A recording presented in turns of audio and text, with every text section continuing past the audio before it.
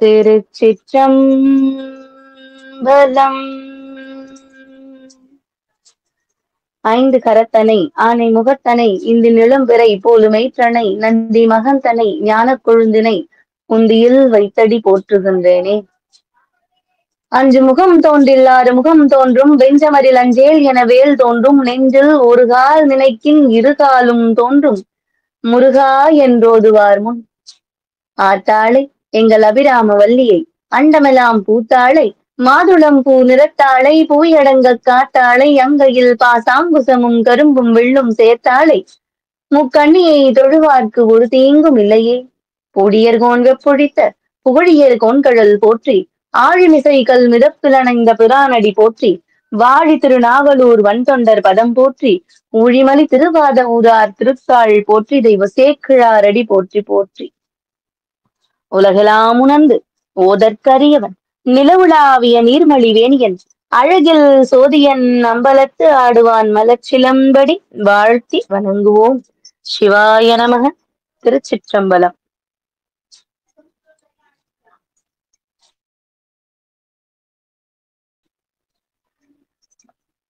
அழகான திருவிளையாடல் புராணம். ஒவ்வொரு நாளும் ஒவ்வொரு வாரமும் ஒவ்வொரு படலமாக பார்த்துக்கிட்டே வரும்.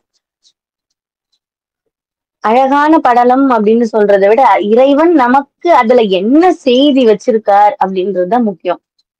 ஒவ்வொரு படலுமே பல பல கருத்துக்களோடு உள்ளது. இறைவன் இவ்வளவு செஞ்சிருக்காரா? ஒவ்வொரு முறையும் நமக்குள்ள ஆச்சரியப்படுற அளவுக்கு பல விஷயங்களை தனக்குள்ளே அடக்கி வச்சிருக்கிறது இந்த திருவிளையாடல் புராணம். நிறைய பேருக்கு இது தெரியறது கிடையாது.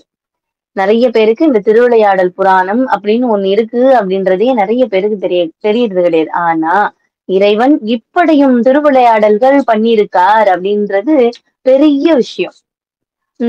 அவர் பண்ணது பெரிய விஷயம்னா அதை நம்ம தெரிஞ்சுக்கிறது தான் பெரிய விஷயம். புரியுதுங்களா?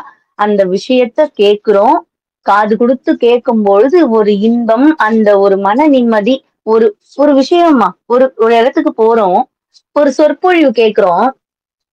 அந்த இடத்துல கேட்கும் போது எல்லாருமே அவங்க பேசுற அந்த வார்த்தைகளை கேக்குறாங்களா?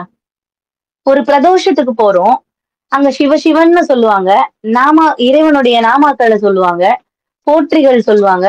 ஆனா எத்தனை பேருக்கு அது காதுல போய் விழுது? பக்கத்திலேயே உட்கார்ந்து ஒரு அம்மா கத்திக்கிட்டு இருப்பாங்க, சிவாய நம சிவாய நம சிவாய நமன்னு கத்திக்கிட்டு இருக்கோம், ஓம் நம சிவாய ஓம். ஆனா அந்த பக்கத்துல இருக்கிற அம்மா காதுல போய் விழவே விழாது. ஏன்னா அவன் நினைக்கணும் நம்ம காதுல எது எப்ப விழணும் அப்படின்னு இறைவன் நினைக்கணும். இறைவன் உடைய ஆணை வேணும். இன்னைக்கு நான் ஒரு கோவிலுக்கு போயிட்டு அவனை வணங்கணும்னா அதுக்குமே அவன் அருளாலே அவன் தாள் தான் வணங்க முடியும். அவன் அருள் இருந்தால் ஒழிய அவன் தாள் வணங்க முடியாது. அவனுடைய அருள் வேணும். அப்ப இந்த திருவிளையாடல் புராணம், அழகான திருவிளையாடல் புராணம் 64 படலங்களும் ஒவ்வொரு படலமாக கேட்ட ஆன்மாக்கள் எவ்வளவு புண்ணியம் பண்ணிருக்கணும். சிவ சிவ என்ற வார்த்தை சொல்ல கேட்க 7 ஜென்மம் புண்ணியம் பண்ணிருக்கணும். இந்த சிவ சிவன்ற வார்த்தை நம்ம வாயில வரணும் அப்படின்னா 7 ஜென்மம் புண்ணியம் பண்ணிருக்கணுமா? அப்ப நாம இந்த திருவிளையாடல் புராணத்தை கேட்கிறோம். முதல்ல இருந்து இன்னைக்கு முடிவடைய போது 64 படலங்கள் நிறைவடைய போது. இந்த 64 படலங்களை கேட்ட ஆன்மா இறைவன் எங்க வச்சிருப்பாருன்னு பாருங்க. இறைவனுடைய கடைக்கண் பார்வை இல்ல, நேரா பாக்குறாரு சுவாமி. இறைவனுடைய நேரடி பார்வையில் அந்த ஆன்மா இருக்கு, பத்திரமா இறைவன் கைக்குள்ள இருக்கு அப்படின்னு அர்த்தம் இல்லையா? அத நாம என்ன பண்ணணும்? பெருமைப்படணும், ரொம்ப பெருமைப்படணும். அப்பா சிவபெருமானே அப்படின்னு அந்த காதலாகி செந்துருகி கண்ணீர் மல்கி அப்படின்ற மாதிரி அந்த கண்ணீர் மல்கி ஓதுவார்தமை நன்னெறிக்கு உய்ப்பது நாதன் நாமம் நமச்சிவாயவே. அவனுடைய நாமம் சொல்லிக்கிட்டே இருக்கணும். சிவசிவா நமச்சிவாயா அப்படின்னு சொல்லணும். நானேயோ தவம் செய்தேன் சிவாய நம என பெற்றேன். யார் சொன்னா? மணிவாசக பெருமான் சொன்னார். நமச்சிவாய வாழ்கன்னு சொன்னவர் பல பாடல்களுக்கு கழித்துதான் நானேயோ தவம் செய்தேன் சிவாய நம என பெற்றேன்னு சொன்னார். அந்த பக்குவ நிலை அடையும் போதுதான் சிவாய நமன்ற வார்த்தை வாயில வரும். அப்ப நமக்கு இறைவன் இப்போ கொடுத்திருக்காருன்னா அப்ப சுவாமி நம்ம மேல் எவ்வளவு கருணையா அந்த கருணாமூர்த்தியை நம்ம நினைச்சுக்கணுமா இல்லையான்னு பாருங்க. இந்த 64 படலங்கள் இன்று 62வது படலம் பாண்டியன் ஜுரம் தீர்த்தது, 63வது படலமாக சமணரை கழுவியேற்றியது, 64 படலமாக இன்னரும் அழைத்தது. சொக்கேச பெருமானின் திருவடியில சொக்கநாதருடைய திருவடியில சமர்ப்பிக்கிறோம். சிவாய நமக.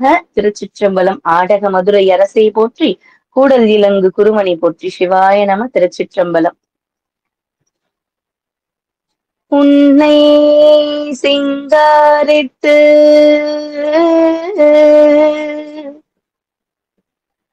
உன்னை சிங்காரித்து உனதழகு பாராமல் என்னை சிங்காரித்து இடர்பட்டேன் சொக்கநாதா சொக்கநாதா சொக்கநாதா சொக்கநாதா சொக்கநாதா சொக்கநாதா. உன்னை சிங்காரித்து உனதழகு பாராமல் என்னை சிங்காரித்து இடர்பட்டேன் சொக்கநாதா. பொன்னை அறிவையறையே நினையும் அறிவிலியேற்கு நின்றாள் தருவையோ சொக்கநாதா சொக்கநாதா சொக்கநாதா சொக்கநாதா. எல்லாம் உனது பதம், எல்லாம் உனது செயல், எல்லாம் உனதருளே சொக்கநாதா. எல்லாம் உனது பதம் சொக்கநாதா, எல்லாம் உனது செயல் சொக்கநாதா, எல்லாம் உனதருளே சொக்கநாதா. என்று இரு கிணல்லால் சொக்கநாதா என்று இரு சொக்கநாதா என்று இரு. பொல்லாத மாத்துயரம் நீங்கும் நின் திருவடிக்கு ஆதரவாய் சொக்கநாதா சொக்கநாதா சொக்கநாதா சொக்கநாதா சொக்கநாதா சொக்கநாதா.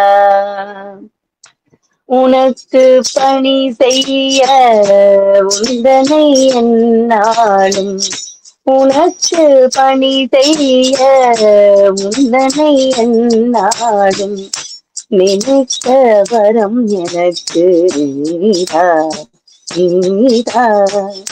உனக்கு பணி செய்ய உந்தனை என்னாலும் நினைத்த வரம் எனக்கு நீதா. மனக்கவலை நீக்குகின்ற தென்மதுரை நின்மகனே, மனக்கவலை நீக்குகின்ற தென்மதுரை நின்மகனே, எவ்வுலகும் ஆக்குகின்ற சொக்கநாதா, எவ்வுலகும் ஆக்குகின்ற சொக்கநாதா சொக்கநாதா சொக்கநாதா சொக்கநாதா சொக்கநாதா. உனக்கு பணி செய்ய உந்தனை என்னாலும் நினைத்த வரம் எனக்கு நீதா நீதா. திருச்சிற்றம்பலம். சிவாய நம. இன்று 62வது படலமாக பாண்டியன் ஜுரம் தீர்த்த படலம் அப்படின்னு பார்க்க போறோம். அரிமர்தன பாண்டியன் மாணிக்கவாசகருடைய அவருடைய வாழ்க்கை வரலாறு அரிமர்தன பாண்டியன் வருவார். அதற்கப்புறம் அதற்கு பிறகு அப்படின்னு பாத்தீங்கன்னா சகநாத பாண்டியன் அப்படின்னு அவருக்கு மகன் பிறந்தார். அவருக்கு பட்டாபிஷேகம் செய்வித்து அவர் இறைவனடி சேர்ந்தார். அதற்கு பிறகு பாத்தீங்கன்னா 9 பாண்டியர்கள் ஆளவாயை ஆட்சி புரிந்து இறைவனடி சேர்ந்தனர். அதாவது அரிமர்தன பாண்டியனுக்கு பிறகு 9 பாண்டிய மன்னர்கள் மாறி இருக்காங்க. புரியுதுங்களா? ஏன்னா மாணிக்க வாசகர் வாழ்ந்த காலம் அது. இவர் ஞானசம்பந்தருடைய வாழ்க்கை வரலாறு கொஞ்சம் வரும் இல்லையா? அவர் வாழ்ந்த காலத்துக்குள்ள 9 பாண்டிய மன்னர்கள் மாறி இருக்காங்க. சரிங்களா? அப்படி வரும்போது அந்த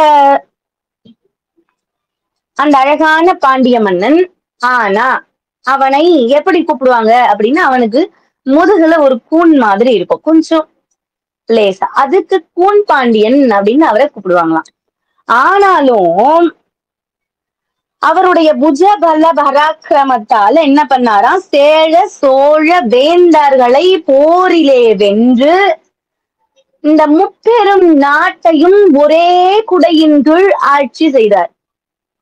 கூன்பாண்டியனாக இருந்தாலும் அவர் வீரத்துல சளைத்தவர் இல்லை அப்படின்றது நமக்கு தெரியுது இல்லையா?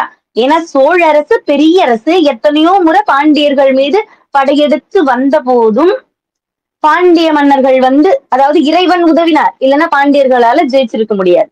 அப்படின்ற பட்சத்துல தன் ஒரு குடை கீழ் சோழ சேர பாண்டியன் அதாவது இந்த பாண்டிய மன்னன் சேர அரசையும் சோழ அரசையும் இணைத்து 3 நாடுகளையும் ஒன்றாக இணைத்து ஒரு குடையின் கீழ் ஆட்சி பண்ணான். அப்ப அவனுடைய பராக்கிரமம் பாருங்க, அவனுடைய வீர செயல் பாருங்க. அப்படி அவர் ஆட்சி பண்ணிட்டு வந்தார். அவர் அந்த ஆட்சி பண்ணதை பார்த்து சோழ மன்னன் தன்னுடைய மகளான மங்கையர்க்கரசியை பாண்டிய வேந்தனுக்கு திருமணம் செய்து தரார். பாண்டிய மன்னனுக்கு திருமணம் செய்து வர்றார். அந்த மங்கையர்க்கரசி திருமணம் செய்து கொண்டு பாண்டிய நாட்டிற்கு வரும் பொழுது பல ஆபரணங்கள், ஆடைகள், ஏராளமான செல்வங்கள், ஞானத்திலே குணமுடைய சாஸ்திர சம்பிரதாயங்களை நிறைவாக தெரிந்து வைத்திருக்கும் குலச்சிறையார் என்ற ஒரு நம்பிக்கைக்கு பாத்திரமான, அவருக்கு மந்திரியாய் இருந்தவரை ஒரு நம்பிக்கையின் பாத்திரமாக அந்த மகளோட அனுப்பி வைக்கிறார். போய் நீ கொஞ்ச நாள் பொண்ணு கூட இருந்துட்டு வாப்பா அப்படின்ற மாதிரி அனுப்பி வைக்கிறார். குலச்சிறையார் அப்படின்னு அவரும் நாயன்மார்களில் ஒருவர் தான். மங்கையர்க்கரசி அப்படின்னு சொல்லும் பொழுது மாதர் குலத்தில் ஒரு மாணிக்கம் அப்படின்னு சொல்லணும்.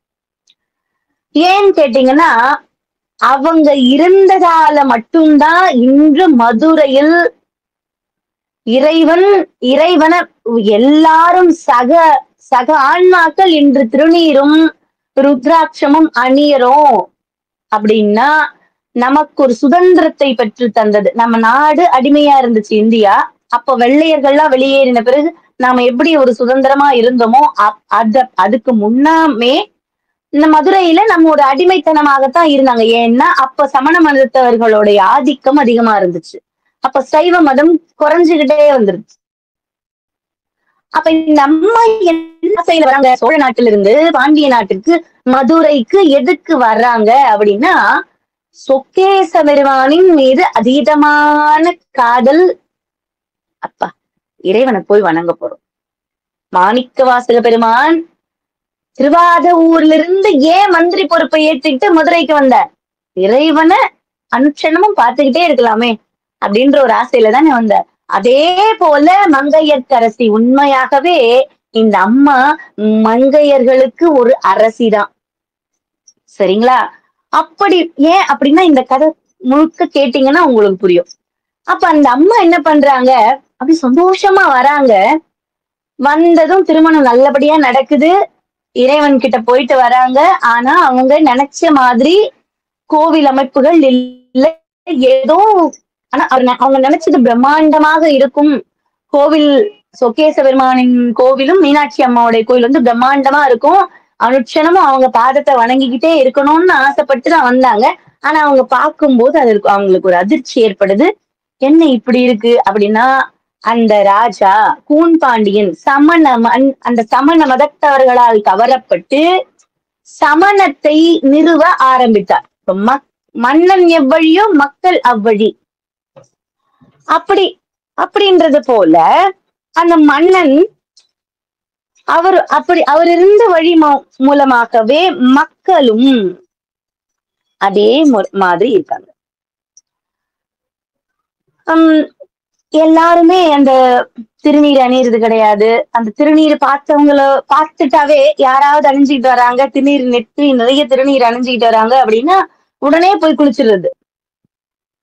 ஏன்னா திருநீர் எதிரில அணிஞ்சுக்கிட்டு வந்தா அது தீட்டாமா அவங்களுக்கு.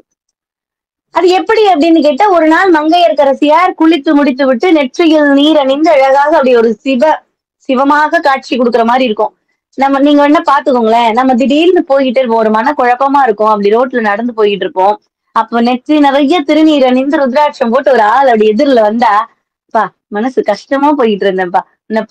அந்த பார்த்த க்ஷணத்துல சிவசிவான்ற நாமா மனசுக்குள்ள தோணும். அவ யாரோ எவரோ அவரை பார்த்து நம்ம கும்பிடலாம் வேண்டாம். மனசுக்குள்ள அந்த நீரணிந்த நெற்றியை பார்த்து சிவசிவான்ற வார்த்தை நம்ம மனசுக்குள்ள தோணும். மெய்யடியார்களுக்கு கண்டிப்பா தோணும். ஏன்னா திருநீர் பாக்குறோம் அப்படின்னும் போது அந்த திருநீரு அந்த மங்கையர்க்கரசி அம்மா வச்சுக்கிட்டு வர்றாங்க. தன் கணவன் முன்னாடி வந்து நிக்கிறாங்க. அப்படி நிக்கும் போது இவர் பார்த்துட்டு, ஐயோ என்ன என்ன என்ன இது அப்படின்னு சொல்லிட்டு உடனே போய் குளிச்சுட்டு வந்தார். அவர் குளிச்சு முடிச்சிட்டு திரும்ப வந்து நிக்கிறார். திரும்ப அந்த அம்மா பாக்குறார். திரும்ப குளிச்சுட்டு வர்றார். நீ முதல்ல நான் உன்னை பார்க்கவே விரும்பல. நீ முதல்ல போய் அந்த நெற்றியில என்னமோ பூசி இருக்க பாரு இல்லையா, அத போய் தொடச்சிட்டு வா. என்னால அதை பார்க்க முடியல. அதெல்லாம் பார்த்தேன்னா எங்க குருமார்கள்லாம் சொல்லியிருக்காங்க, அதெல்லாம் பாக்குறதே தப்பு, உடனே போய் குளிச்சிடணும் அப்படின்னு சொல்லியிருக்காங்க. அந்த அம்மா அப்படியே குமுறுறா, கஷ்டப்படுறா. மனசுக்குள்ளார இருந்து, இறைவா சொக்கேசா சிவபெருமானே உன்னை வணங்கணும்னு ஆசையா வந்தனேப்பா, உன்னை அனுட்சணமும் பார்த்துக்கிட்டே இருக்கணும்னு வந்தனே. ஆனா இந்த திருநீரை கூட என்னால் அணிய முடியாத பாவியா ஆயிட்டனே நானு. இந்த வாழ்க்கை நான் வரும்போது எவ்வளவு கனவோட வந்தேன். மாட மாளிகை கேட்கல, கூட கோபுரங்கள் கேட்கல, நெற்றியில் நீர் அணியணும்ன்ற அந்த ஒரு ஆசையை தானே கேட்கிறேன். அதை கூட எனக்கு நிறைவேற்றி தர மாட்டீங்களாப்பா அப்படின்னு அப்படி மனசு நிறைய அப்படி மனசுக்குள்ள வச்சுக்கிட்டு அப்படி குமுறுகிறா. அப்படி குமுறும் போது என்ன பண்றா, நெற்றியில் இருந்த திருநீரை அழித்தாலும் அந்த திருநீற்றை எடுத்து தன் மார்பகங்களில் வைத்துக் கொள்ளும். மறைத்து அதாவது தன் கணவன் இல்லையா, இருந்தாலும் அவரை பார்க்க வேண்டி வரும், பேச வேண்டி வரும், அப்படி இருக்கு இல்லையா. அப்ப நாம என்ன பண்ணணும், நெற்றியில் வைப்பதற்கு பதிலாக மார்பகங்களில் வைத்து மறைத்துக் கொள்வோம் அப்படின்னு அப்படி மறைச்சுக்கிறா. பாத்தீங்களா திருநீருடைய மகிமையை? பாத்தீங்களா அந்த திருநீற்று மேல எவ்வளவு காதல் பாத்தீங்களா. சொக்கேச பெருமானின் மேல இருந்தாதானே அந்த திருநீர், சின்ன மூலப்பண்டாரம்னு சொல்லுவாங்க திருநீர் இல்லையா. இந்த மூலப்பண்டாரத்து மேல ஆசை வரும். ஏன்னா உன்னை எரிச்சாலும் திருநீர், என்ன எரிச்சாலும் திருநீர் இல்லையா. சாம்பல் தான், இந்த உடம்பு பிடி சாம்பல் தான். உயிர் இறைவன் சிவமாக இருக்கும் இறைவன் உயிராக உள்ள ஆடிட்டு இருக்கிற வரைக்கும் தான் அந்த உடம்பு. அந்த கண்ணுக்கே தெரியாத அந்த உயிர் அப்படி உடம்பு விட்டு அப்படி போயிடுச்சுன்னா இந்த உடம்பு நம்முடைய வெயிட்டே தாங்காது, கீழே விழுந்துரும். அத நம்ம நினைக்கிறதே கிடையாது. நான் தான் எந்துதான், நான் தான் பண்ணேன், இத நான் தான் கட்டுனேன் அப்படின்ற ஒரு ஆணவம், அந்த கர்வம் அப்படின்றது நமக்குள்ள வந்துரும். அதுக்கு எதுக்கு இறைவன் திருநீர் வச்சார் அப்படின்னா, முடி சார்ந்த மன்னனும் பிடிசாம்பலாவது திண்ணம் அப்படின்ற உணர்த்ததுக்காகத்தான் திருநீரு. இதை நம்ம சூட்சம பண்டாரம்னு சொல்லுவாங்க, மூலப்பண்டாரம்னு சொல்லுவாங்க. இதை நம்ம கவனிக்கணும். அப்பதான் நமக்கு புரியும். என்னென்ன பிடிநீர் தாங்க, அது கூட காத்துல கரைஞ்சு போயிடும். அப்ப நம்ம எங்க இருக்கோம் இல்லையா. அப்ப இறைவனை வணங்கணும். அந்த அம்மா மார்புல திருநீரை வச்சு மறைச்சுக்கிட்டா. அப்ப சொக்கேச பெருமான் கிட்ட போய் கதர்றா, சுவாமி, அப்பா, சுந்தரேசா, சொக்கா, சுந்தர பாண்டியா, என்ன நடக்குது? சங்கம் வைத்து தமிழ் வளர்த்த மதுரையில் என்று சைவர்கள் நெற்றியில் திருநீரு அணியாத வண்ணம் மதுரையில் என்னதான் நடக்கின்றது ஐயான்னு அழறா. அந்த அம்மா அழறா. குலச்சிறையாரும் போறார், அம்மா அழாதீங்க, இருங்க, நாம இதுக்கு ஏதாவது ஒரு வழி பண்ணுவோம், இருங்க, பொறுமையா இருங்க அப்படின்னு அவர் சமாதானப்படுத்துறார். தன்னுடைய திருமணத்தின் போது தந்தையாரால் அனுப்பி வைக்கப்பட்ட அவர் குலச்சிறையார், அவரை வச்சு இது பண்ணிட்டு இருக்காங்க, அவர் சமாதானப்படுத்திக்கிட்டு இருக்காங்க. அப்பொழுது ஒரு ஒற்றர் வரார். அம்மா, நான் காவிரி பூம்பட்டினத்துல இருந்து வரேன் அப்படின்னு வந்து சொல்றார். என்ன சொல்லுங்க அப்படின்னு சொல்லிட்டு அந்த அம்மா கேக்குறா. அப்ப அந்த ஒற்றர் வாய் திறந்து பேச ஆரம்பிக்கிறார். அம்மா, இது போல ஆளுடை பிள்ளை ஞானசம்பந்த பெருமான், அவருக்கு ஒரு 7 வயசுதான் ஆகுது. அவர் இப்படிதான் பிறந்தார்.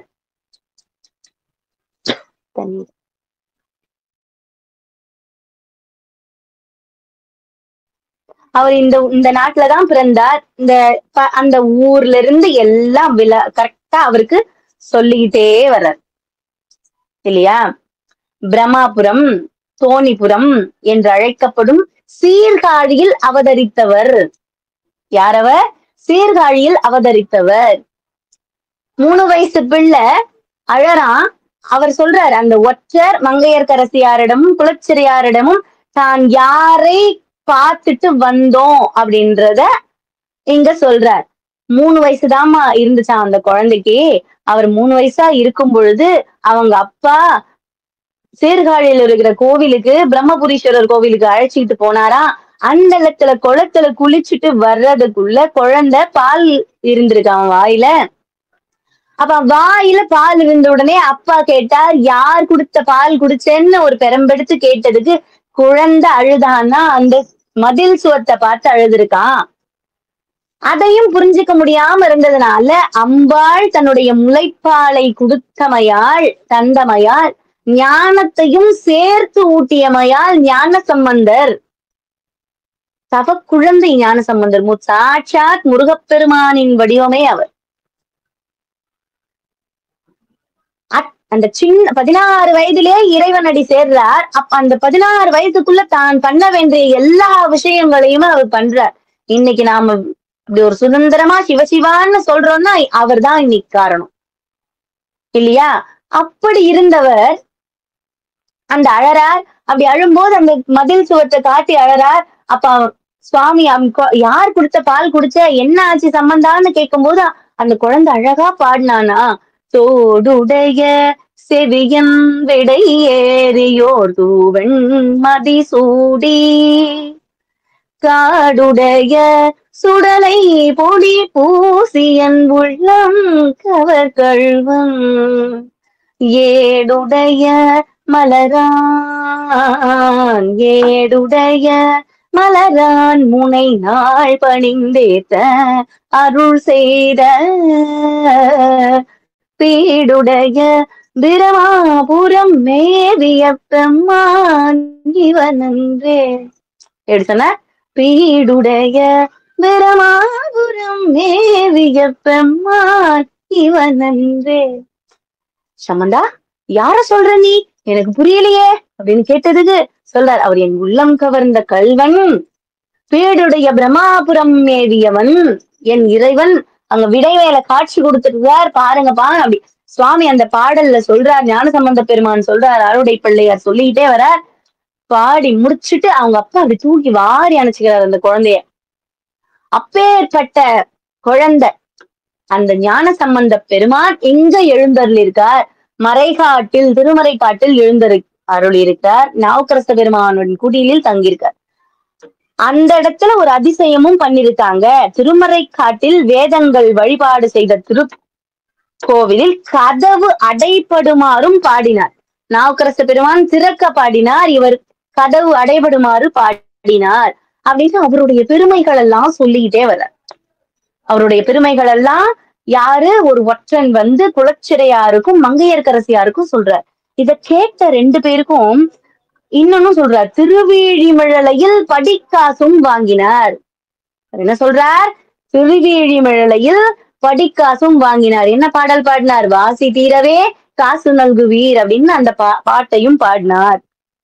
அதுக்கும் இறைவன் அவருக்கு படிக்காசு கொடுத்தார் அப்படின்றத முதற்கொண்டு எல்லாம் சொல்றார். சொன்ன உடனே மங்கையர்க்கரசியார் அந்த அம்மாக்கு அப்படி கண்ணுல தனியா பெருக்கெடுத்து ஓடுது.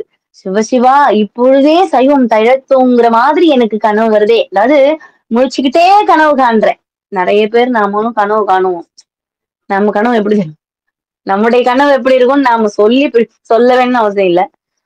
நிறைய பேருடைய கனவு நான் வீடு வாங்கணும், இது வாங்கணும், அது வாங்கணும் அப்படின்றதுக்கும் சில கண்ணு திறந்துகிட்டே கனவு காணுவோம். நாளைக்கு நம்ம வாங்கிடுவோமா? அதற்கான முயற்சிகள் பண்றது கிடையாது நாம. ஆனா இவங்க அவ்வளவு முயற்சி பண்ண பிறகுதான் நமக்கு அந்த இறை என்ற சொத்து நமக்கு கிடைச்சிச்சு. திருநீர் என்ற தங்கம் கிடைச்சிச்சு, ருத்ராட்சம் என்ற வைரம் கிடைச்சிச்சு இல்லையா? அப்ப இவங்களுடைய கனவை நாம பாராட்டணும் தானே. அப்ப அழறா, அந்த அம்மா அழறா. அப்ப உடனே தன்னுடைய அமைச்சராக இருக்கக்கூடிய குலச்சிறையாரை பார்த்து சொல்றார், ஐயா நீங்க உடனே அங்க போங்க, அவரை அழைச்சுக்கிட்டு வாங்க அப்படின்னு இவரை அனுப்பி வைக்கிறாங்க அந்த அம்மா. அப்படி இவரை அனுப்பி வைக்கும் போது குலச்சிறையாரும் அழைச்சிக்கிட்டு வரார். குலச்சிறையார் அழைச்சிக்கிட்டு வந்து பாண்டிய நாட்டுக்கு, அது மதுரைக்கு வெளியில தங்க வைக்கிறாங்க. ஒரு குடில் அமைத்து தங்க வைக்கிறார். அங்க தங்கி இருக்கும் போது அவர் அழைச்சுக்கிட்டு வர்றதுக்கு அவர் போறார். அப்படி அவர் போகும்போது இந்த விஷயத்தெல்லாம் சொல்றார். இந்த மாதிரி நடக்குது மதுரையில, சமணர்கள் ரொம்ப கொடுமை பண்றாங்க அப்படின்ற மாதிரி அந்த விஷயத்தை அவர் சொன்ன உடனே நாவுக்கரச பெருமான் வயதில் மூத்தவர், ஞானசம்பந்த பெருமான் வயதில் இளையவர். அதாவது இவருக்கு 7 வயசு தான். பாண்டிய நாட்டுக்கு மதுரைக்கு ஞானசம்பந்த பெருமான் வரும்பொழுது 7 வயது பிள்ளைதான். அப்படி இருக்கும்போது நாவுக்கரசர் என்ன சொல்றார், ஐயனே நாளும் கோலும் சரிவர இல்லை அப்படின்னு சொல்றார். உங்களுக்கு நாளும் கோலும் சரிவர இல்லை, இந்த சமணர்கள் பற்றி எனக்கு தெரியும், அடியேனுக்கு தெரியும்னு சொல்றார். ஏன்னா சமணர்களால படாத துன்பங்கள்லாம் பட்டார். சொற்றுணை வேதியன் சோதிவானவன், கற்றுணை பூட்டியோர் கடலில் பாய்ச்சுனும், நற்றுணையாவது நமச்சிவாயவேன்னு சொன்னார் இல்லையா? சொற்றுணை வேதியன் சோதிவானவன் அப்படின்னு அந்த பாடல் அழகா, அந்த கற்றுணை பூட்டியோர் கடலில் பாய்ச்சி, கல் துணை கொண்டு கடல்ல பாய்ச்சினாங்க, சுண்ணாம்பு கால்வாயில போட்டாங்க, என்னென்னமோ அவரை படாத துன்பங்கள்லாம் பட்டார் இல்லையா? அந்த அனுபவத்தின் பேர்ல சொல்றார் ஞானசம்பந்தர்கிட்ட, ஐயனே இப்ப போகாதீங்க, நாளும் கோலும் சரியில்லை. நாம வீட்லயும் பெரியவங்க எல்லாம் இருக்காங்க, நிறைய பேர் வீட்டுல பெரியவங்க இருக்காங்களான்னு தெரியல, ஏன்னா அப்படி இருக்கு இந்த காலத்துல. அந்த பெரியவங்களுடைய பேச்சை நம்ம கேட்கறதே கிடையாது. ஏன்பா ஒரு கொஞ்ச நேரம் முன்னாடிதான் கிளம்பாம்பா, ஊருக்கு போகும்போது கிளம்புறாங்க, கொஞ்சம் முன்னாடிதான் கிளம்பாம்பா அப்படின்னு சொல்லுவாங்க. ஆனா நம்ம கோவப்படுவோம், அட இவருக்கு வேற வேலையே இல்ல, எப்ப பார்த்தாலும் முன்னாடி போவான், கிளம்பு கிளம்புன்னு சொல்றாரு. அங்க போய் உட்காந்து ஏன் சொல்றாங்க, முன்னாடி அந்த வண்டி போயிருமே, கொஞ்சம் முன்னாடி போனா நல்லா இருக்குமே, அங்க போய் அவசர அவசரமா அப்புறம் ஓடுறது, டிராபிக் ஆயிடுச்சு, இதாயிடுச்சு, வண்டியை மிஸ் பண்ணிடும், அப்படி அரக்க பறக்க ஓடுறது. அங்க வீட்டுல ஒரு பெரியவங்கன்னு இருக்காங்க, அவங்க பேச்சு கேட்கணும்ன்றதே நம்மள நிறைய பேருக்கு தெரியறதே கிடையாது. ஆனாலும் இவர் என்ன பண்ணார், நாவுக்கரச பெருமான் சொன்னார், சொன்ன உடனே ஞானசம்பந்த பெருமான் என்ன பண்ணார், சுவாமி என்னதான் நாளும் கோலும் சிவனடியார்களை எதுவுமே பண்ணாது. ஏன்னா அந்த நாளும் கோலுமாக இருக்கின்ற நவகிரகங்கள் எல்லாமே என்னுடைய இறைவனுக்கு ஏவல் செய்யுது. அப்படி இருக்கும்போது என்ன நாளும் கோலும் என்ன செய்திட போகுது அப்படின்ட்டு அப்படி கேட்கிறார். அப்படி கேட்டுமே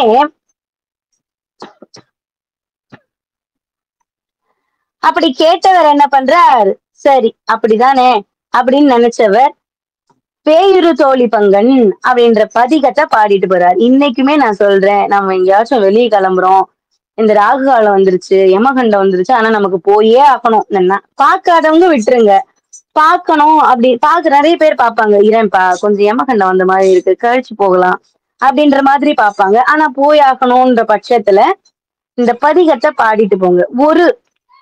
அந்த பதிகத்துல ஒரு பத்தியாவது பாடிட்டு போங்க, சரியா? வேயுரு தோழி பங்கன் விடமுண்ட கண்டன் மிக நல்ல வீணை தடவி, மாசரு திங்கள் கங்கை முடி மேல நின்றன் உளமே புகுந்த அதனால், ஞாயிறு திங்கள் செவ்வாய் புதன் வியாழம் வெள்ளி சனி பாம்பிரண்டும் உடனே, ஆசரும் நல்ல நல்ல அவை நல்ல நல்ல அடியார் அவர்க்கு மிகவே அப்படின்னு அந்த பாடல் பாடினார். அப்படி அந்த பாடல் பாடிட்டு கிளம்பினார். இந்த பாடலை நாமளும் பாடலாம். அடியாரவர்க்கு மிகவே, அடியார்களை நாளும் கோளும் எதுவுமே பண்ணிடாது.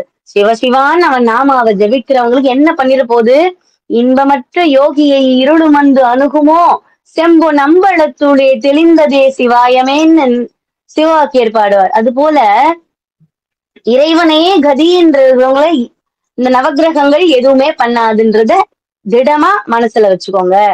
சிவாய நம திருச்சிற்றம்பலம். அப்படி இவர் என்ன பண்ணார், அந்த பாடலை பாடிட்டு குலச்சிறையார் கூட யார் கிளம்புறா, ஞானசம்பந்த பெருமான் கிளம்பிட்டார். அப்படி கிளம்பினவர் பாண்டி நாட்டு மதுரை நாட்டுக்கு வெளியே நிக்கிறார். வெளியே ஒரு குடில் அமைச்சு அங்க தங்கி இருக்கார். இந்த விஷயம் சமண குருமார்கள் மூலமாக கூன் பாண்டியனுக்கு தெரிய வருது. இது தெரிஞ்ச உடனே அவங்க என்னென்னமோ ஒரு திட்டம் போடுறாங்க. அப்ப போடும்போது சொல்றார், குடிலுக்கு தீ வச்சிருவோம், அவன் குடிலுக்கு தீ வச்சிருவோம் அப்படின்ற மாதிரி பாண்டிய மன்னன் சொல்றார். யார் சொல்றா, அந்த சமணர்கள் சொல்ல பாண்டிய மன்னன் சரி பாத்துக்கோங்க அப்படின்ற அந்த ஒரு வார்த்தையை சொல்றாரு. ராஜான்னா பல வார்த்தைகளை யோசிச்சு பேசணும் இல்லையா? உடனே முடிவெடுக்கிறது ராஜ பதவி கிடையாது. பல வார்த்தைகளை யோசிச்சு பேசணும். அப்ப அவர் என்ன சொல்லிடுறார், சரின்ற வார்த்தைய சொல்லிட்டார். நீங்க என்னன்னா பண்ணிக்கோங்க அப்படின்ற மாதிரி சொல்லிட்டார் இல்லையா? அந்த சொன்ன வார்த்தை, அவங்க தீ வச்சுட்டு வந்துட்டாங்க குடிலுக்கு. தக தக தகன்னு தீ பத்தி எரியுது. அப்ப ஞானசம்பந்த பெருமான் இந்த விஷயம் போய் சேருது காதுல. ஞானசம்பந்த பெருமானுக்கு இந்த விஷயம் காதுல போய் சேருது. அப்ப அவர் என்ன சொல்றார், எதுக்கும் கவலைப்படாதீங்க, எதுக்கும் கவலைப்பட வேண்டாம். நாமெல்லாம் யார், என் சிவபெருமானே செந்தழல் மேனியன், என் சிவபெருமானே செந்தழல் மேனியனாச்சே. அவர் இருக்கும் பொழுது ஆலவாயரன் நிற்கவே அப்படின்பது மானின் நேரிழி மாதராய் வழுதிக்குமா பெருந்தேவி கேள் பாணல் வாயொரு பாலனிங்கிவ என்று நீ பறிவைத்திடேல் ஆன மாமலையாதியாய இடங்களில் பல அல்லல் சேர் ஈனர் காட்டெளியே நிலந்திரு பாயரன் நிற்கவே அப்படின்னு அந்த பதிகத்தை பாடார். அப்படி பாடி முடிச்சவர் என்ன பண்றார், இன்னொரு பாடலும் பாடுறார். பயப்படாதீங்க. செய்யனே திரு ஆலவாய் மேவிய ஐயனே அஞ்சல் என்று அருள் செய்யனே பொய்யரா அமனர் அந்த சமணர் கொழு உஞ்சுடல் பையவே சென்று பாண்டியர்க்கு ஆகுக. அவன் தீ வச்சுட்டான், தனதனன்னு எரியுது.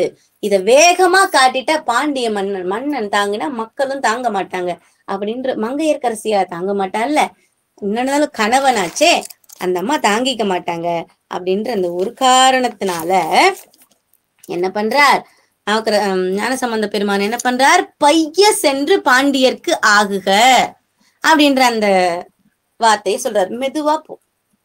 இந்த பாண்டி நாட்டுல எல்லாம் இந்த வார்த்தை சொல்லுவாங்க பைய, ஆனா சோழ நாட்டுல எல்லாம் மெதுவா கொஞ்சமா அப்படின்ற மாதிரி சொல்லுவாங்க. அதாவது எந்த நாட்டுக்கு போறோமோ அந்த நாட்டுல இருக்கிற மாதிரி பேசணும்ன்றதையும் ஞானசம்பந்தர் சொல்லாம சொல்றார். பையவே சென்று பாண்டியர்க்கு ஆகுக அப்படின்ற மாதிரி சொல்றார். அந்த நெருப்பு, அந்த அனல் மட்டும் பாண்டியனை சென்று அடைகிறது. அந்த உடம்பு கொதிக்குது, தாங்கல. அந்த மெத்தை மேல படுத்திருக்காரா, அந்த மெத்தையே அப்படி சூடாய் அந்த துணிகள்லாம் தீப்பத்தி எரியல அளவுக்கு அவருக்கு உடம்பு எரியுது. கத்துறாரு, முடியல. சமணர்கள்லாம் வர்றாங்க, மயில் பீலி எடுத்துட்டு என்னமோ தண்ணியெல்லாம் எடுத்துட்டு பன்னீர்லாம் தெளிச்சுக்கிறாங்க. ஒன்னும் முடியல. வேகமா இன்னும் அதிகமா எரியுது. அப்படி எரிஞ்சுக்கிட்டே இருக்கு. அப்ப மெல்ல மெல்ல மங்கையர்க்கரசியார் பக்கத்துல இருந்து சொல்றாங்க, சுவாமி, ஒரு கணவன் ஒரு துயரத்தில் இருக்கும்போது மனைவிதான் பக்கத்துல உட்கார்ந்து, தெரியும் கணவன் ஏதோ பிரச்சனையில இருக்காருன்னு தெரியும். ஆனா இப்ப நிறைய பேர் என்ன அவனுக்கு பிரச்சனை அப்படி ஒரு கோபமா பேசுறது. பொறுமையா பேசுங்களேன், அவங்க பதில் கண்டிப்பா சொல்லுவாங்க இல்லையா? அப்ப மங்கையர்க்கரசியார் என்ன பண்றாங்க, அவருடைய பக்கத்துல உட்காந்து, என்ன சொல்லுங்க, இந்த மாதிரி இந்த ஊர்ல ஞானசம்பந்த பெருமான் வந்திருக்கார், அவர் அழைச்சிக்கிட்டு வந்தா நமக்கு பிரச்சனை தீரும் அப்படின்ற மாதிரி எனக்கு மனசுக்கு தோணுது அப்படின்னு மங்கையர்க்கரசியார் அம்மா சொல்லவும், இந்த அம்மா சொல்லவும் அவரு சரி என்னவோ பண்ணுங்க, என்னால முடியல அப்படின்னு சொல்லவும், குலச்சிறையாரை அழைச்சு ஞானசம்பந்த பெருமானை அழைத்து வரும்படி சொல்றார். ஞானசம்பந்த பெருமான் வர்றார். வந்தவர் அவரை பார்த்துட்டு திரும்பிக்கிறார். அதாவது ஒரு மரியாதை கூட கொடுக்கல. அவரு சமணத்திலே இருந்தாருல்ல, அதனால ஒரு இது கொடுக்கல.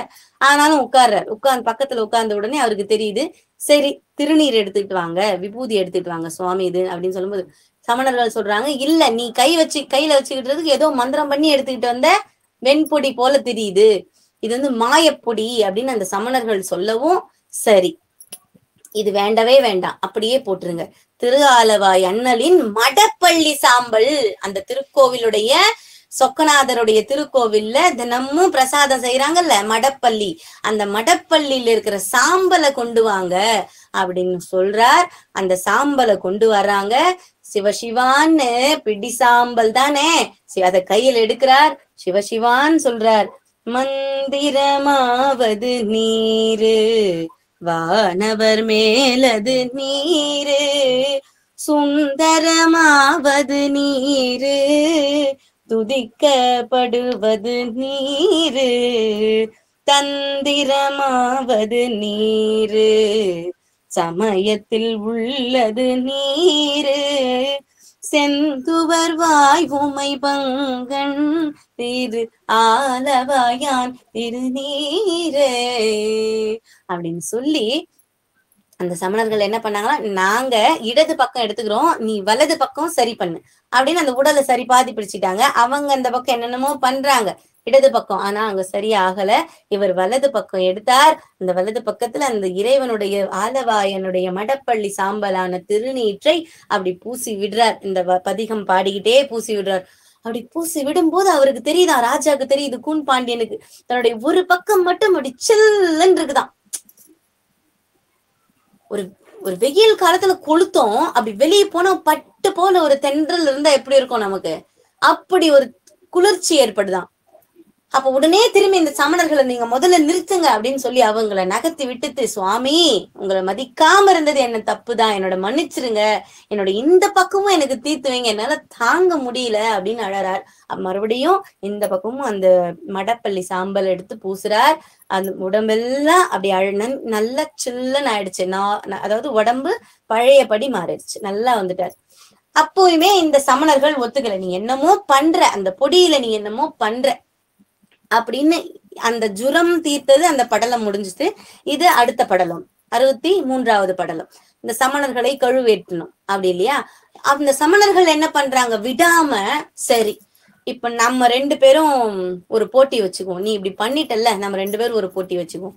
ராஜாவும் என்ன பண்றார், ஒரே அடியா இவங்களை நாம எதுவும் பண்ணிட முடியாது சுவாமி, ஐயனே நீங்க தான் ஏதாவது கொஞ்சம் கொஞ்சமா பண்ணணும் அப்படின்னு சொல்லும் பொழுது அந்த சமணர்கள் என்ன பண்றாங்க, அனல்வாதம் புனல்வாதம் அப்படின்னு அந்த வாதத்துக்கு அழைக்கிறாங்க.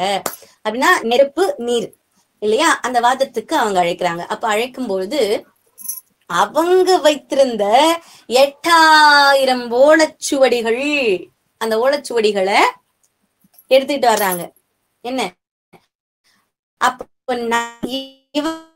என்னுடைய ஓலைச்சுவடியை நான் இந்த எரிய தீயில போடுறேன், உன்னுடைய ஓலைச்சுவடிகளை உன்னுடைய ஓலையும் போடு, எந்த மதம் உயர்ந்த மதம், எது தழை தோங்கும் அப்படின்னு நினைக்கிறோமோ அது நிக்கும், எரியாது, தீ அனல் அதை உண்ணாது அப்படின்னு அந்த சமணர்களே சொல்றாங்க. யானை தன் தலையில தானே மண்ணை வாரி போட்டுக்குன்னு கேள்விப்பட்டுக்கிறீங்க, பாத்துக்கிறீங்களா, அது இவங்கதான்.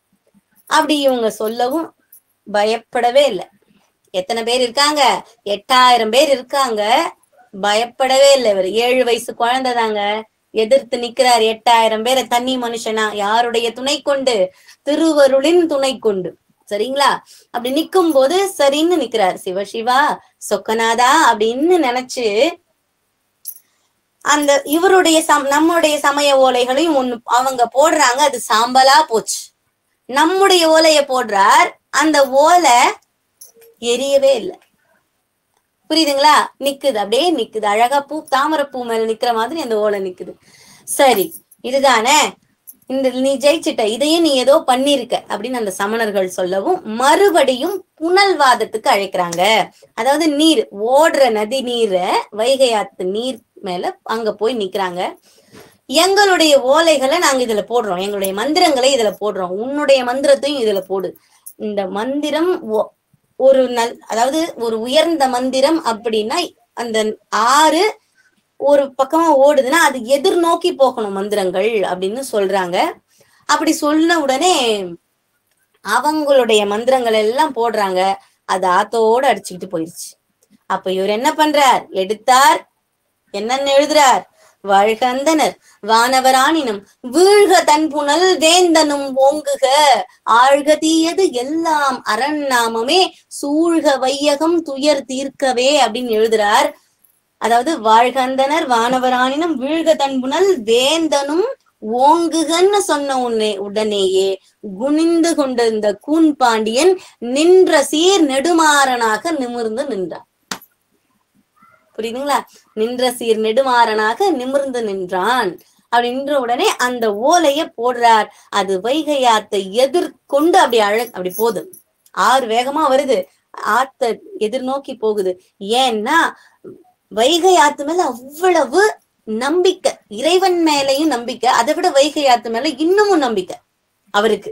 ஏன்னா வைகை இறைவனால் படைக்கப்பட்டது இல்லையா? இறைவனால் படைக்கப்பட்டது இல்லையா? அந்த வைகை இறைவனுக்கு எதுவும் இடையூறு செய்யாது அப்படின்ற ஒரு நம்பிக்கையில அப்படி போட்டார். அந்த ஏடு எதிர்கொண்டு சென்று சேர்ந்த இடம் திருவேடகம் அப்படின்ற ஊர் இன்னைக்கும் இருக்கு. அந்த ஏடு சென்று சேர்ந்த இடம் அன்று அங்கேயே ஒரு திருக்கோவிலும் அமைத்து அங்க சுவாமியை வழிபட்டுக்கிட்டு வர்றாங்க. திருவேடகம் அப்படின்ற ஊர் இன்னைக்கும் மதுரை பக்கத்துல இருக்கு. அப்படி அத முடிச்ச உடனே இவங்க என்ன பண்றாங்க, இந்த சமணர்கள்லாம் சேர்ந்து அவங்க என்ன சொன்னாங்க, இல்ல இதுல நாங்க தோத்துட்டோம்னா, இந்த புனல்வாதத்துல தோத்துட்டோம்னா நாங்க கழுவேறோம் அப்படின்னு தானே அதுக்கு சொல்லிக்கிட்டாங்க. அவர் சொன்ன உடனே இவர் என்ன பண்ணார், குலச்சரியார் என்ன பண்ணார், கழுமரத்திற்கு உத்தரவு பிறப்பித்தார். கழுமரங்களை செஞ்சு எடுத்துக்கிட்டு வாங்க அப்படின்னு உத்தரவு போட்டார். பல ஆயிரக்கணக்கில் அப்படி கழுமரம் வந்து நிக்குது. அப்படி நிக்கும் போது நிறைய பேர், அது 8000 பேர் இல்ல, நிறைய பேர் பயந்து போய் குலச்சரியார் சொல்றார், நெற்றியில் திருநீர் பூசுறீங்களா, ருத்ராட்சம் கட்டுறீங்களா, இல்ல கழுமரம் ஏறுறீங்களா அப்படின்னு கேட்ட. ஒரு சிலர் தன்னுடைய அப்படியே அந்த அகம்பாவம் அப்படின்னு ஆணவம் சொல்லுவாங்க பாரு, முடியாது நான் செத்தாலும் பரவாயில்ல அப்படின்னு நினைச்சவங்க கழுமரம் ஏறினாங்க. இல்ல நான் எனக்கு உயிர் வேணும் அப்படின்னு நினைச்சவங்க திருநீர் பயந்தும் சிலர் அணிஞ்சாங்க. இந்த அனல் புனல் வாதங்களை பார்த்து இறைவன் மேல் பக்தி கொண்டும் நிறைய பேர் சைவத்துக்கு வந்தாங்க. அன்றைக்கு மதுரை முழுக்க ஒரு கோலாகலமாக அப்படி விழா மாதிரி கொண்டாடுறாங்க, சந்தோஷமா இருக்காங்க. அந்த சமணருடைய மனைவிமார்கள்லாம் ஏளனமா தன்னுடைய கணவனை அப்படி பேசுறாங்க, வந்துருங்க, வேண்டாம், நாங்க சொன்னா நீங்க கேட்கலையே அப்படின்ற மாதிரி அந்த மனைவிமார்கள் சொல்லி அவங்க கேட்காம போய் இவ்வளவு பிரச்சனையில அவங்க மாட்டிக்கிட்டாங்க இல்லையா? அப்ப அந்த மதுரையே ஒரு கோலாகலமாக இருக்கு, சந்தோஷப்படுறாங்க எல்லாரும், சுதந்திரமா நெற்றியில் நீர் அணிந்து சந்தோஷப்படுறாங்க, சிவசிவா சிவசிவான்னு சொல்றாங்க. அப்ப அந்த மதுரையே கோலாகலமாக இருக்கு. அப்போ ஞான சம்பந்த பெருமான் அங்கிருந்து விடை பெற்று நான் போயிட்டு வரேன் அப்படின்னு அந்த வார்த்தை சொல்றார். அந்த வார்த்தை சொல்லும் பொழுது மங்கையர்க்கரசியார் அம்மாவுக்கு கொஞ்சம் கஷ்டமா போச்சு. ஏன் அப்படின்னா, சுவாமி இன்னும் கொஞ்ச நாள் இங்க இருக்க கூடாதா அப்படின்னு அந்த அம்மா கேக்குறாங்க. யார? ஞான சம்பந்த பெருமான கேக்குறாங்க. சுவாமி சொல்றார், அம்மா மங்கையர்களுக்கெல்லாம் அரசி, மங்கையர்க்கரசி, வளவர்கோன் பாவை, வரிவளை கைம்மடமானி, பங்கைய செல்வி பாண்டிமாதேவி, பணி செய்த நாடோறும் பரவ பொங்கழலூருவன் பூதநாதாயகன்னால் வேதமும் பொருட்களும் அருளி அங்கையற்கண்ணி தன்னோடு அமர்ந்த ஆலவாயது இதுவே அப்படின்னு அதாவது இறைவனை பற்றி மட்டுமே பாடினவர் முதன்முறையாக மங்கையர்க்கரசி அந்த அம்மாவையும் வச்சு பாடுறார். ஏன்னா அந்த அம்மா இல்லைன்னா அத்தனை பேர் அங்க சமணத்தை விட்டு சைவத்திற்கு யாரும் வந்துருக்க மாட்டாங்க. அந்த அம்மா தானே போய் அழைச்சிட்டு வர சொல்லி அந்த அம்மா மார்பகத்துல திருநீர் இட்டவங்க சுதந்திரமாக நெற்றியில் திருநீர் அணிய ஆரம்பிச்சாங்க. எல்லாருமே இல்ல, எல்லாரும் சந்தோஷப்பட்டு திருநீர் அணிய ஆரம்பிச்சாங்க. மதுரை சந்தோஷமாக இருக்கு. இறைவனுக்கு பல பல திருப்பணிகள் நின்ற சீர் நெடுமாற பாண்டியன் செஞ்சுக்கிட்டே இருக்கார். அந்த அம்மா என்ன கனவோடு வந்தாங்க, அவங்க பார்க்கும்போது கோவிலுடைய நிலைமை எப்படி இருந்துச்சு, இப்ப அதை திருப்பணி பண்ண பண்ண பண்ண அந்த அம்மாவுக்கு அப்படி சந்தோஷம் எல்லையிலையா ஆனந்தத்துல மிதந்தாங்க. அவர் அனுப்ப முடியுமா? சுவாமி நீங்க போகணுமா அப்படின்னு கேட்டவங்க ஞானசம்பந்தர் சொல்றார், வானவரானினம் வீழ்க தன்புணல் வேந்தனும் ஓங்குக ஆழ்க தீயது எல்லாம் அரண்நாமமே சூழ்க வையகம் துயர் தீர்க்கவேன்னு நான் சொன்னேன்ல, அடியேன் சொன்னேன், இறைவன் அருளால சொன்னேன். சூழ்க வையகம் துயர் தீர்க்கவே அதாவது எல்லாம் அரண்நாமமே சூழ்க, வையகமும் துயர் தீர்க்கவே. இந்த மதுரை மட்டும் இறைவனை வணங்கினால் போதாது, ஏனைய உலகமே வணங்கணும். அனைத்து ஊர்ல இருக்கிற மக்களும், அனைத்து நாட்டுல இருக்கிற மக்களும் இறைவனை, சிவபெருமானை வணங்கி சைவத்துக்கு வரணும்ன்றது இறைவன் எனக்கு இட்ட கட்டளை. அதை நிறைவேற்றணுமா வேண்டாமா அப்படின்னு கேட்டாங்களாம். அப்படி கேட்ட மாத்திரத்துல அம்மா வழிவிட்டாங்க. சுவாமி நீங்க போயிட்டு வாங்க அப்படின்னு வழிவிட்டு அவரை வழி அனுப்பி வச்சாங்க. இப்படி இந்த படலங்கள் முடியுது. அதுக்கடுத்து கடைசி படலம் வன்னியும் கிணறும் லிங்கமும் அழைத்த படலம் அப்படின்னு. அவர் பல பாண்டிய சிவத்தலங்களை தரிசிச்சுக்கிட்டு சோழ நாட்டுக்கு போய்கிட்டு இருக்கார் ஞானசம்பந்த பிள்ளையார். அப்படி போகும்போது காவிரி பூம்பட்டினத்துல வணிக குலத்தை சேர்ந்து ஒருத்தர் வாழ்ந்து வந்தார், வணிகர். அவர் பல வகை செல்வங்கள் இருந்தும் ரொம்ப நாள் குழந்தை கிடையாது. நீண்ட நாட்கள், நீண்ட ஆண்டுகள் குழந்தை இல்லாம அழகான தவம் இருந்து ஒரு பெண் குழந்தை பெத்தெடுத்தது போல அழகான குழந்தைய பெத்தெடுத்தாங்க. அந்த குழந்தைய செல்லமா வளர்த்தாங்க. பெண் குழந்தைங்கனாவே செல்லம் தான். அது ஒரே வீட்டுக்கு ஒரு பெண் குழந்தைன்னா அதுக்கு சொல்லவே வேண்டாம் எவ்வளவு செல்லமா கொடுப்பாங்கன்னு. அவ்வளவு ஆசைய செல்லமா அந்த குழந்தைய வளர்க்குறாங்க. வளர்த்தும் தன்னுடைய தங்கை பெண் தன்னுடைய தங்கச்சி மகனான தங்கச்சி மகனுக்கு தான் தன் பெண்ணை கொடுக்கணும். ஏற்கனவே அவர் திருமணம் ஆனவர் தான். ஆனா அவர் குணத்துல தங்கம் அப்படின்றதுனால தாமகளையும் அவருக்கே கொடுக்கணும், இரண்டாவது தாரமாக கொடுக்கணும் அப்படின்னு அந்த அப்பா அம்மா ஆசைப்படுறாங்க. ஆனா அவங்க ஆசைப்பட்ட கொஞ்ச நாள்லயே அவங்க இறைவன் திருவடி போய் சேர்ந்துடுறாங்க, அப்பாவும் அம்மாவும். இத கேள்விப்பட்ட மருமகன், அதாவது அந்த வணிகருடைய தங்கை மகன் அவர் வர்றார். அவர் இந்த மாதிரி ஆயிருச்சு அப்படின்னு அந்த கஷ்டப்படுறார். கொஞ்சம் கஷ்டப்பட்டு, அதாவது சோழ நாட்டுல இருக்காங்க, காவிரி பூம்பட்டினத்துல நடக்குது இது. அவர் கொஞ்சம் கஷ்டப்பட்டு சரி வா நாம திருமணம் பண்ணிக்கலாம், எங்க ஊருக்கு போலாம், பாண்டிய நாட்டுக்கு போகணும் அப்படின்ட்டு அவர் அந்த அம்மாவை அழைச்சிக்கிட்டு போறாங்க. இந்த உற்றார் உறவினர்கள்லாம் வழி அனுப்பிட்டு போறாங்க. நடந்து போகணும்ல அந்த காலத்துல. அப்படி நடந்து போகிற வழியில அப்படின்னா திருப்புரம்பியம் அப்படின்ற ஒரு ஊர் வருது. அந்த ஊர் வரும்போது முடியல, இதுக்கு மேல இருட்டி போச்சு, இரண்டு வழியில நடக்கிறது கஷ்டம், காடு மேடெல்லாம் இருக்கு, அதனால விடிஞ்ச பிறகு போகலாம் அப்படின்னு ரெண்டு பேரும் அந்த திருப்புரம்பியம் அந்த திருத்தலத்துக்கு பக்கத்திலே, அந்த திருத்தலம் இறைவனுடைய தலத்துக்கு பக்கத்திலேயே கோவிலுக்கு அருகிலே ஒரு கிணத்து பக்கத்துல அப்படி படுத்துக்கிட்டு படுத்தாங்க. தூங்கினாங்க. கொடிய விஷமுள்ள ஒரு நாகம் அந்த மருமகனை, இவர் திருமணம் பண்ணிக்க இருக்கிற அந்த மாப்பிள்ளைய தீண்டிருச்சு. அவரும் அவர் உடலை விட்டு உயிர் பிரிந்தது. அந்த அம்மா எழுந்து அழறா, சுவாமி சிவபெருமானே சொக்கநாதா, எனக்கு வந்த சோதனையா இவர் எங்க அம்மா. அந்த அம்மா அழறா, கை தொட்டும் அழ முடியல. கணவனாக இருந்தா கட்டி பிடிச்சாவது அழலாம், கணவனும் கிடையாது, தாலி கட்டல அப்படின்னும் போது பக்கத்துல பக்கத்துலயும் உட்கார முடியல, கொஞ்சம் தொலைவா உட்கார்ந்து அழுவுறா, அப்படி உட்கார்ந்து அழுவுறா. என்னால தொட்டு கூட அழ முடியலையே, இந்த நிலைமையா இந்த பாவிக்கு வரணும் அப்படின்னு குமுறுறா, அழறா, வாய் விட்டு கதறி கதறி அழறா. எங்க அப்பாவுக்கு உங்களை ரொம்ப பிடிக்கும்னு அவர் அழைச்சிக்கிட்டு போயிட்டாரா, இல்ல இந்த கஷ்டத்துல எல்லாம் எங்க அப்பா பார்க்க கூடாதுன்னு எங்க அம்மாவும் அப்பாவும் இறந்துட்டாங்களா முன்கூட்டியே, தன்னுடைய மகள் இந்த நிலைமைக்கு ஆயிட்டனே, இப்ப யாரும் இல்லாத அனாதையா நான் நிக்கிறேனேன்னு அந்த பொண்ணு அழறா. அந்த அழற சத்தம் ஞானசம்பந்த பெருமானுக்கு கேக்குது. ஞானசம்பந்த பெருமான் திருப்புரம்பியம் அந்த கஷேத்திரத்துல இறைவனை வணங்க வரார். அப்படி வரும்போது அந்த சத்தம் அவருக்கு கேட்டது. கேட்ட மாத்திரத்துல திரும்பி பாக்குறார், என்ன இங்க நடந்துச்சு, யாருமா நீங்க அப்படின்னு கேட்ட மாத்திரத்துல அந்த பெண் சொல்றா, இந்த மாதிரி நடந்தது, நாங்க இங்க தூங்குனோம், இந்த தூக்கத்துல அவர் அந்த சர்பம் தீண்டிடுச்சு அப்படின்ற மாதிரி அந்த பெண் நடந்ததெல்லாம் சொல்றா. அப்படி சொல்லும் போது அவருக்குதான் இலகுன மனசாச்சே. உடனே ஒரு பதிகம் எடுத்து பாடுறார். சடையா எனும்மால் சரணி எனும்மால் விடையா எனும்மால் வெறுவா விழுமால் மடையார் குவளை மலரும் மருகள் உடையாய் தகுமோ இவளுன் மெலிவே. ஏன்பா அவ மெலிஞ்சு போயிருக்கு, அவ எப்படி இருக்கான்னு பார், இது தகுமா, உன் சன்னிதானத்துல இப்படி ஒரு நிகழ்ச்சி நடக்கலாமா, இத நீ பார்த்துக்கிட்டு இருக்கிறது முறையா அப்படின்ற மாதிரி அந்த திருமருகள் அந்த தலத்துல அந்த பாடலை பாடுவா. அப்படி அவர் பாடும் பொழுது அந்த இறந்து கிடந்த அந்த உடம்பு, அந்த மாப்பிள்ளையோட உடம்பு அப்பதான் தூங்கி எந்திரிச்சு உட்கார்ந்த மாதிரி அப்படி எழுந்து அப்படி உட்கார்ந்தாரா. அப்படி உட்கார்ந்த உடனே அவங்க 2 பேருக்கு அதே திருத்தலத்துல கல்யாணம் பண்ண ஏற்பாடு பண்றார்.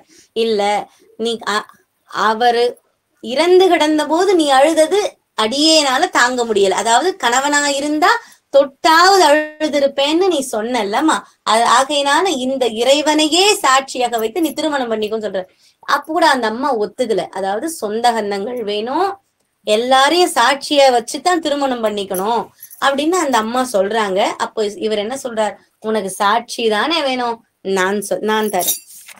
இதோ வன்னி மரம் இருக்கு, இந்த கிணறு இருக்கு, லிங்கமும் பக்கத்திலேயே இருக்கு இல்லையா, இந்த 3ஐயுமே வைத்து திருமணம் செய்து கொள் அப்படின்னு அவர் முன்னிருந்து அந்த திருமணம் செஞ்சு வைக்கிறார். செஞ்சு வச்சுட்டு ஞானசம்பந்த பெருமான் போயிடுறார். இவங்களும் பாண்டிய நாட்டுக்கு வந்துடுறாங்க. இப்படி வந்தவங்க அவங்களுக்கு மூத்த தாரம், அதாவது அவருக்கு அந்த அவருடைய மூத்த மனைவி அவங்களும் வரவேற்கிறாங்க. அந்த அம்மா வேண்டாம், திருமணம் பண்ணிக்க வேணாம்னு சொல்லல. 2 பேரும் பரஸ்பரமா தான் வாழ்ந்துட்டு வர்றாங்க. ஒரு வீட்டு அப்படின்னா பெரியவங்க கொஞ்சம் அட்ஜஸ்ட் பண்ணிப்பாங்க, கொஞ்சம் பரவாயில்ல சரி விடு, ஒரு பிரச்சனைனா ஒரு குடும்பம் ஒரு கூட்டு குடும்பம்னா பல பிரச்சனைகள் வரும் போகும், இதெல்லாம் நம்ம பெருசா பண்ணிக்க கூடாது அப்படின்னு நினைக்கிறவங்க அத பண்ணிடுவாங்க.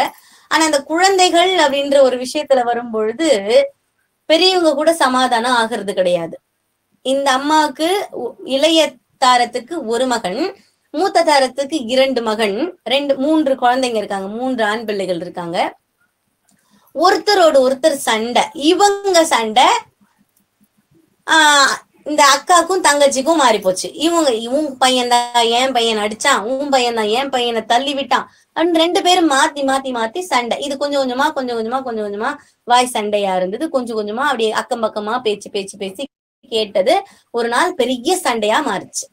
அப்ப மாறும் பொழுது பார்த்து பேசணும்னு சொல்றது நம்ம நாக்கு. சரி, நாக்கு நமக்கு இந்த நிறைய பேர் சொல்லுவாங்க எலும்பில்லாத நாக்கு, நரம்பில்லாத நாக்கு, அது எப்படினாலும் பேசும் அப்படின்ற மாதிரி சொல்லுவாங்க. அத இந்த அம்மா என்ன பண்ணிட்டுது, மூத்த மனைவி என்ன பண்ணிட்டாங்க, நீ என்ன சாட்சி வச்ச கல்யாணம் பண்ணிட்டு வந்த, என்ன மாதிரி நீ சாட்சி வச்ச கல்யாணம் பண்ணிட்டு வந்த, நானாலும் ஊரை கூட்டி உறவை கூட்டி அம்மை மிதிச்சு அருந்ததி பார்த்து கல்யாணம் முறைப்படி பண்ணிட்ட, நீ எங்கேயோ ஒரு தாலியை கட்டிட்டு வந்த, நீ என்ன கல்யாணமா பண்ண, முறைப்படியா கல்யாணம் பண்ண அப்படின்ற மாதிரி இந்த அம்மா பேச, அந்த அம்மா ஓன்னு அழுதுகிட்டே சொக்கேச பெருமான் கிட்ட ஓடுது. அந்த அம்மா ஓடுதா, ஓடி போய் அழறாங்க. சுவாமி இப்படி ஆயிருச்சே, எங்க அக்காவே, அதாவது இத்தனை வருஷமா நான் கூட இருந்த அந்த அக்காவே இப்படி இந்த வார்த்தையை பேசிட்டாங்களே, என்னால தாங்க முடியலே, நான் பொய்யா திருமணம் பண்ணிக்கிட்டேனா, உங்களுக்கு தெரியாதா, என்ன கேக்குறா, நான் பொய்யா திருமணம் பண்ணிக்கிட்டேனா உங்களுக்கு தெரியாதா சுவாமி அப்படின்னு கண்ணீர் மல்கி அழறா. அப்படி அழும்போது இறைவன் சொக்கேச பெருமான், அவர் யாரு, கருணாமூர்த்தி, தயாபரன், பார்த்த உடனே சொக்க வைக்கிற சொக்கநாதன், சொக்கா சொக்கா சொக்கான்னு கூப்பிட்டா கேக்குற வரத்தை கேட்ட மாதிரி குடுக்கிறவரு இல்லையா. அப்ப என்ன சொல்ற, என்ன சொல்றார், அழைச்சுக்கிட்டு வா, அவங்களை அழைச்சுக்கிட்டு வா, அந்த வன்னியும் கிணறும் லிங்கமும் இங்கே அவர்களுக்கு தெரிய செய்கிறேன், அழைத்து கொண்டு வா. ஓடுறா, எல்லாரையும் சுத்தி முத்தி அந்த சொந்த பந்தங்கள்லாம் இருக்குது, அவங்களெல்லாம் அழைச்சிக்கிட்டு வர ஓடுறா. என்ன நீ அக்கா, நீங்க என்ன கேட்டீங்கல்ல, உனக்கு எந்த சாட்சியோட நீ கல்யாணம் பண்ணன்னு நீங்க கேட்டீங்கல்ல, சொக்கநாதர் கோவிலுக்கு வாங்க, நான் எந்த சாட்சி முன்னாடி திருமணம் பண்ணன்றத நான் காட்டுறேன் வாங்க அப்படின்னு அவங்களை அழைச்சிக்கிட்டு வந்து, எல்லாரையும் அழைச்சிக்கிட்டு வந்து அந்த மீனாட்சி சுந்தரர் அந்த கோவில்ல நிறுத்தி காட்டுறா. இறைவனுடைய திருவருளால் கிணறும் வன்னி மரமும் லிங்கமும் அந்த சாட்சியாக வந்து அங்க நின்னுச்சு. சிவலிங்கம் சாட்சி சொன்ன கதையும் பொய்யோ கேட்டிருக்குமா, அந்த சிவலிங்கம் சாட்சி சொன்ன கதை இதுதான்.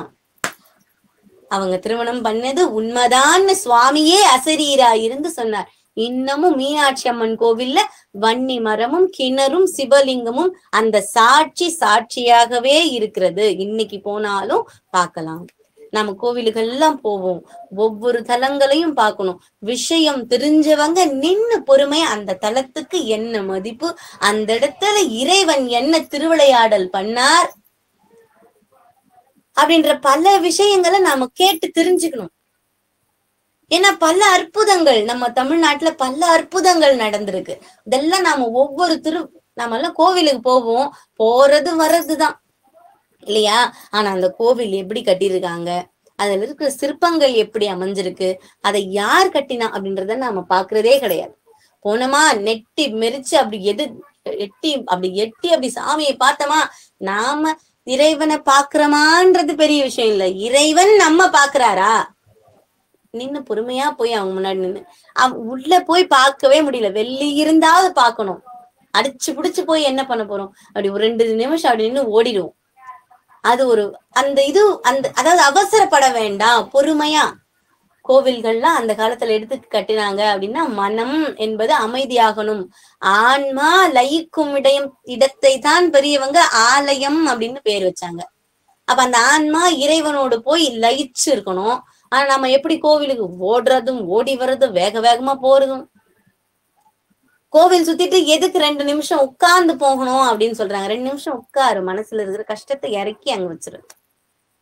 அந்த கஷ்டமே அந்த கோவிலோட இருக்கிற வைப்ரேஷன்ல நமக்கு அந்த கஷ்டமே தோணாது. அந்த 2 நிமிஷம் உட்கார சொல்றதுக்கு காரணம் அதுதான். சும்மா இரு சொல்லற அப்படின்னு சொன்னார் அருணகிரிநாதருக்கு முருகப்பெருமான்.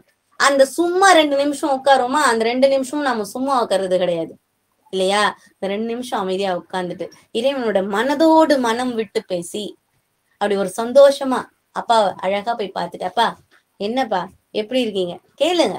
நம்ம அப்பாங்க ஜென்மாக்கும் பெத்தெடுக்கிறவரு, அவருக்கு தெரியும் அடுத்த பிறவி நான் என்ன எடுக்க போறேன், முன் பிறவி என்ன, அதுக்கு முன்ன என்னவா பிறந்தேன் அப்படின்றது அப்பாவுக்கு தெரியும். அவர்கிட்ட போய் பேசுவோமே, கண்டிப்பா நம்ம கிட்ட பேசுவார். அம்பாள் அழகா காட்சி கொடுக்குறா, மதுரை மீனாட்சி என்ன மரகதம் அம்மா, அப்படி பார்க்கணும். அந்த பாதத்திலிருந்து அவளை கொஞ்சம் கொஞ்சமா ரசிக்கணுங்க.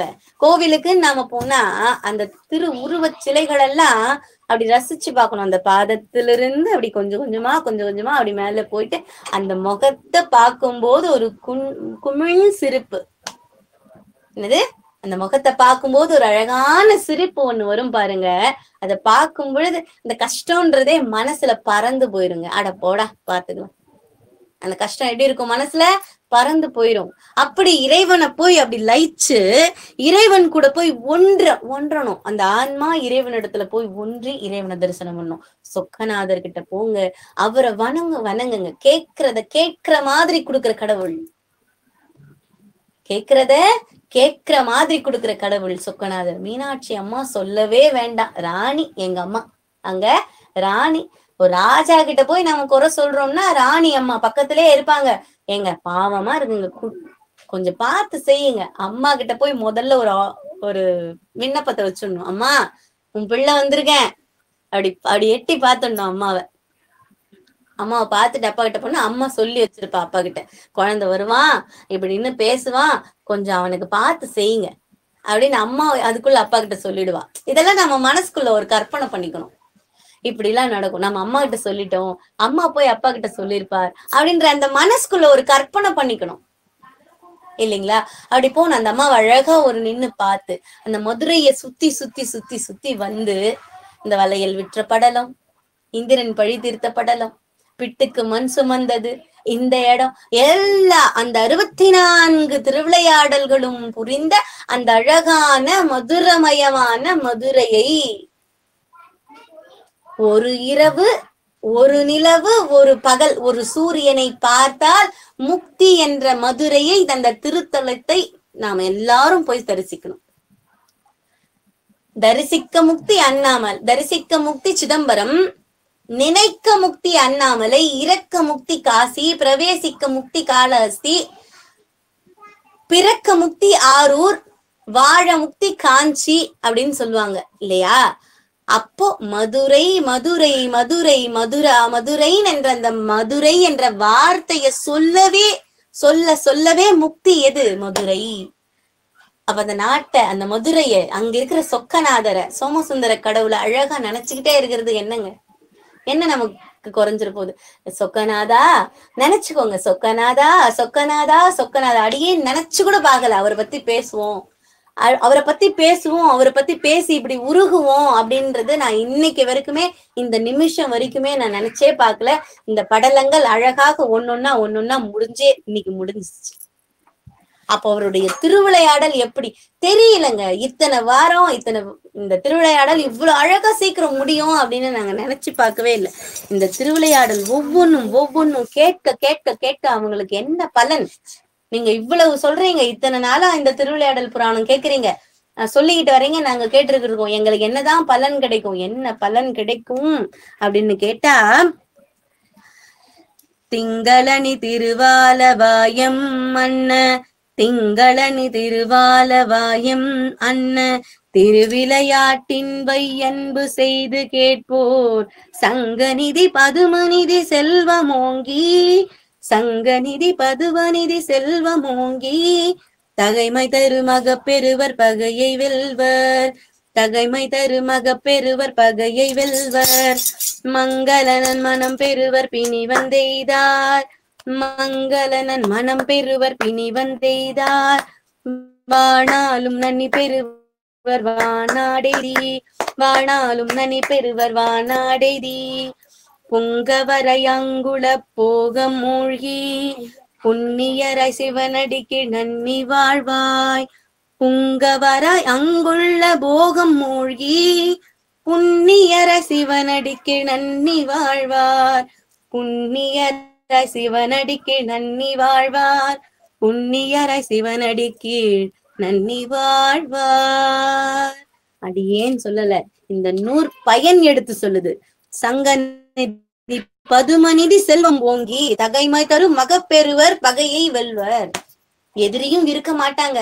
முக்கியமா நாம வளர்ந்து ஒரு கொஞ்சமாவது ஒரு படி எடுத்து வைக்கிறோம்னா உடனே நமக்கு எதிரில ஒரு எதிரி வந்து முளைச்சிருவாங்க. அந்த எதிரியே இருக்க மாட்டாங்க. சங்க நிதி பதுமநிதி என்ற பெரும் தனங்களை பெற்று, முக்கியமா எதிரிகள் இல்லாம மங்கள நலன் அனைத்தும் பெற்று, பிணி தீர்த்து நோய்கள் எல்லாம் தீர்ந்து வாழ்நாள் என்றும் நனி பெறுவர், இன்பம் அடைவர். அவங்க வாழ்நாள்ல இங்க வாழ்ந்தது மட்டுமல்லாம வான்னாடெய்தி சிவலோகம் சென்று, புங்கவராய் எங்குள்ள போகம் மூழ்கி, இறைவனுடைய போகத்தில், சிவபெருமானுடைய அந்த திருவடி நிழல் எனும் போகத்தில் மனம் மூழ்கி, புண்ணியராய் சிவனடி கீழ் நன்னி வாழ்வார். இந்த 64 திருவிளையாடல்களையும் கேட்ட ஆன்மாக்கள் அனைத்துமே சிவபெருமானின் சொக்கநாதனின் திருவடியை சரணடைந்து இன்புற்று வாழணும். எல்லாருக்கும் எல்லா வளமும் எல்லா நலமும் கிடைத்து எல்லா உயிர்களும் இன்புற்று இருக்கணும் அப்படின்னு அந்த சொக்கநாத பெருமானை தலை வணங்கி, அவனுடைய திருப்பாதனில் மீண்டும் அவனை வணங்கி வணங்கி கேட்டுக்கிறேன். சிவாய நமக. திருச்சிற்றம்பலம். ஆடக மதுரை அரசே போற்றி, கூடலிலங்கு குருமணியை போற்றி. சிவாய நமக. திருச்சிற்றம்பலம்.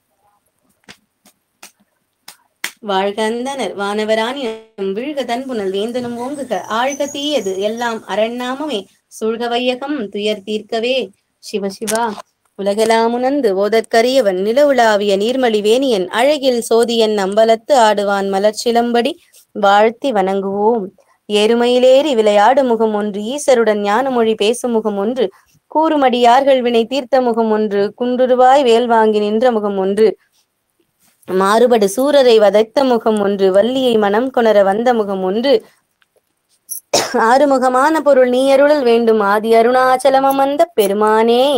ஆறிரு தடந்தோல் வாழ்க, ஆறுமுகம் வாழ்க, வெற்பை கூறுசை தனிவேல் வாழ்க, குக்குடம் வாழ்க, செவ்வேல் ஏறிய மஞ்சை வாழ்க, யானை தன நங்கு வாழ்க, மாறிலா வள்ளி வாழ்க, வாழ்க சீர் அடியாரெல்லாம். சிவசிவா. உருவாய் அருவாய் உளதாய் இளதாய் மறுவாய் மலராய் மணியாய் ஒலியாய் கருவாய் உயிராய் கதியாய் விதியாய் குருவாய் வருவாய் அருள்வாய் குகனே.